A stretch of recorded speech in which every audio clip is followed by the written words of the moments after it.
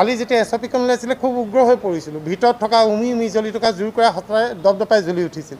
তেতিয়া যি টি কৈ দিছিলোঁ মুখেৰে। তাৰ কাৰণে মই ক্ষমা প্ৰাৰ্থী, আমি তেনেকুৱা কৰিব নালাগিছিল। বহুত ড্ৰাইভাৰে ইয়াত অকণমান উগ্ৰমূৰ্তি ধাৰণ কৰিছিল, তাৰ বাবে মই ক্ষমা কৰিছোঁ।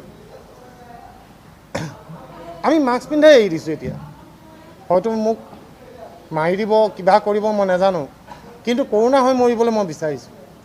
মই মোৰ ল'ৰা ছোৱালীকেইটা ভোকত থকাটো মই চাবলৈ নোৱাৰিছোঁ। আৰু মোৰ এই বক্তব্য মোৰ নহয়, আমাৰ ইয়াত থকা প্ৰতিজন মানুহৰ মোৰ কথাৰ লগত একেটাই মত।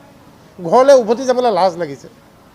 আমি ভাবিছোঁ মাস্ক নিপিন্ধোঁ, ক'ৰবাত যদি ক'ভিড পেচেণ্ট আছে আমি দুজনমান আমাৰ মাজত এৰি দিয়ক, আমাৰো ক'ভিড হওক, আমিও ইয়াত মৰি যাওঁ। আমি কেনেকৈ বুজাম আপোনাক ছাৰ?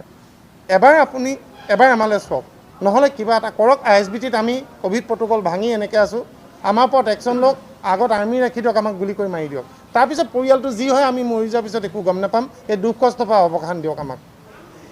বহুত হ'ল আৰু বহুত সহ্য কৰিলোঁ, যি ক'লে তাকে মানিলোঁ। মই কেতিয়াও ভবা নাছিলোঁ, মই লিখা মেলা কৰা মানুহ, মই কেতিয়াও ভবা নাছিলোঁ মই এনেকৈ কেমেৰাৰ আগত মই ভাষণ দিম। মোৰ দুখ লাগিছে আজি।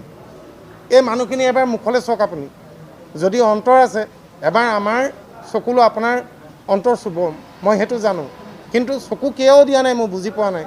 যদি কিবা ৰাজনৈতিক চক্ৰ আছে ইয়াত, আমাক তাৰ পৰা অনুগ্ৰহ কৰি আঁতৰাই দিয়ক। আমি এইবোৰৰ পৰা বহুত দূৰত, আমি অকল ভোট দিবলৈ যাওঁ আৰু আমাৰ পৃথিৱীত